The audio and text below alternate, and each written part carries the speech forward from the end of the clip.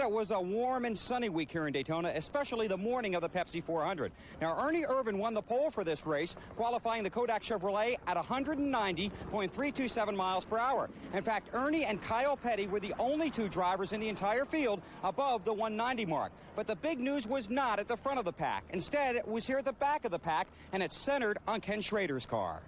Schrader's Kodiak Chevrolet was disqualified following the first round of qualifying for the Pepsi 400 when it was discovered holes had been drilled in the carburetor in an apparent attempt to bypass the restrictor plate. Originally, Schrader and Joe Hendrick, listed as the car owner, were fined and suspended for 4 races. When Schrader announced his intent to appeal, the suspension was postponed. Then on Tuesday of this past week, an appeals board rescinded the 4-race suspension, but upheld a $5,000 fine for both owner and driver. It was also announced at Daytona that Terry Labonte will join Hendrick Motorsports in 1994, replacing Ricky Rudd, who is leaving to form his own Winston Cup team.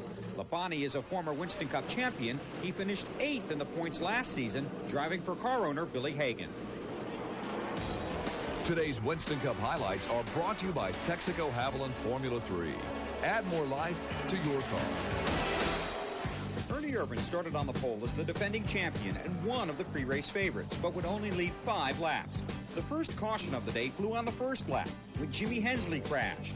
The rest of the field dodged the Ford and returned to green flag racing on lap 5 when Dale Earnhardt passed Irvan and took the lead for 18 of the next 19 laps. On lap 22, Jimmy Spencer and Hut Strickland got together exiting turn 2. Jeff Bodine, Bobby Labonte, Jimmy Horton, and Kyle Petty were all caught up in the crash. Bodine and Petty were the only 2 cars to continue. Derek Cope, Jeff Gordon, Dale Jarrett, Ricky Rudd, and Morgan Shepherd all had a strong run going early in the race, and all were chasing Earnhardt, who led 72 of the first 92 laps. Ken Schrader's run from the rear of the field was rewarded with a lead for lap 64, and the Kodiak car spent the rest of the race battling the black Goodwrench Chevrolet near the front of the field. Problems on pit road plagued several teams. Derek Pope's surprisingly strong run was ruined when he hit a tire coming down pit road on lap 58. During the same sequence of pit stops, Mark Martin left his stall before the right rear tire was secured. But Dale's run was vintage Earnhardt. Strong car, near perfect pit stops, and great driving. As the 400 roared along, Sterling Marlin joined Schrader as Earnhardt's chief challengers.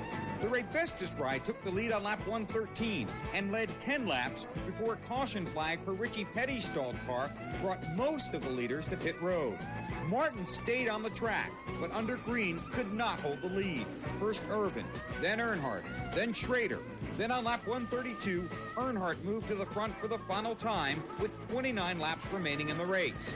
Marlin and Schrader made their last attempt on the last lap, with Earnhardt battling a car that was getting more loose with every lap. Earnhardt's car drifted high and rubbed with Schrader, then darted down to the inside to block Marlin's move. The race was over. Earnhardt took the checkers by 2 car lengths, while Marlin edged Schrader for second. Man, old Goodwrench car, it just runs real good, and we was fortunate. We got loose, we pushed off the corner, got loose, and got out, and then Schrader bumped me and sort of cut him off, or sideways, wrecking in front of him, really is what it was. And then the 8 car came out from around him, and I went to the bottom and pinched him off a little and kept him behind me. And they got side by side, and then I just ran them to the line.